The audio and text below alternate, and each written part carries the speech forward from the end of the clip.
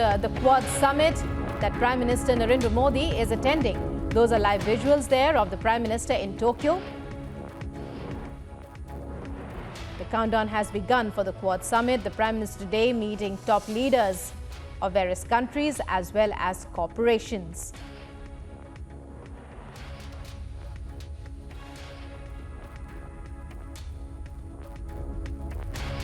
The all-important Quad Summit and the Prime Minister's visit to Japan this time around is fifth in 8 years.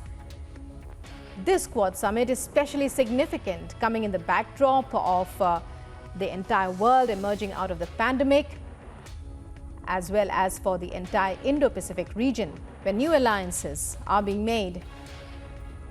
President Joe Biden also to participate in this particular Quad Summit, the second in-person summit in years. Just last month, Prime Minister of Japan Fumio Kishida had visited India, and the two had discussed boosting ties, both economic and strategic, between the two countries.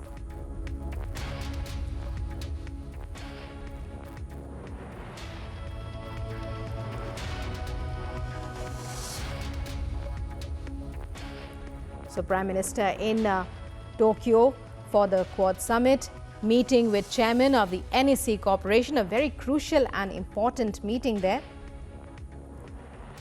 The Prime Minister is also expected to meet other corporate honchos during a round table that will be held for the same. These are the first exclusive visuals we are getting you from Tokyo of the Prime Minister's meeting with Chairman of NEC Corporation, Dr. Nobuhiro Endo.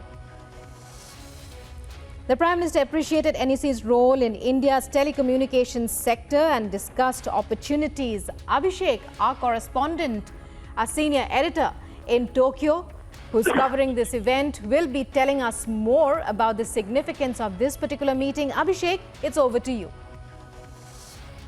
Well, yes, so this is just the beginning of the one-on-one meets that are taking place between Prime Minister and top corporations of Japan, essentially aimed at giving yet a push to the larger India-Japan business partnership, trade partnership, and to bring in more money and investments. Remember, the ultimate objective is about $350 to $400 billion of investment over the next 5 years.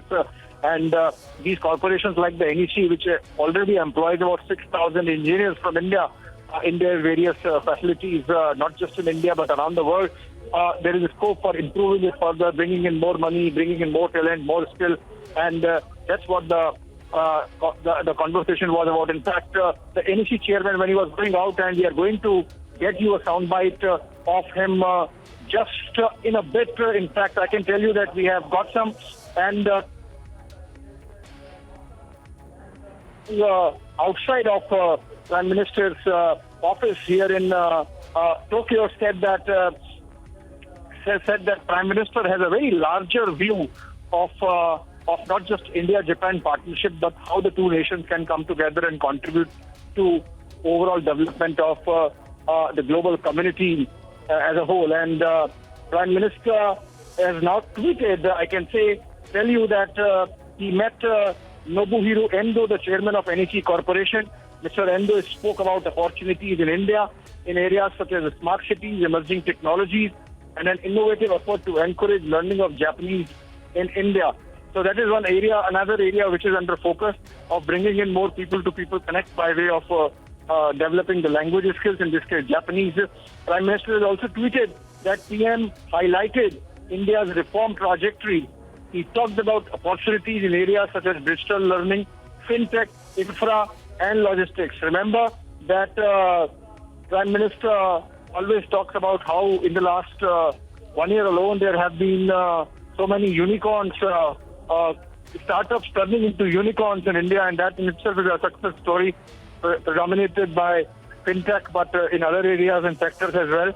And we have to continue to focus on the growth aspect of India in terms of the development story, and Japan is an important partner. In fact, of all the fintechs that have turned unicorns a great majority of them are in fact supported by Japanese investment firm called SoftBank, and in fact SoftBank chairman is next in line who would be meeting Prime Minister in the one-on-one conversations that are going on between him and the Japanese side, the Japanese corporate side, aimed at giving infrastructure and investment push to the India-Japan partnership as we speak.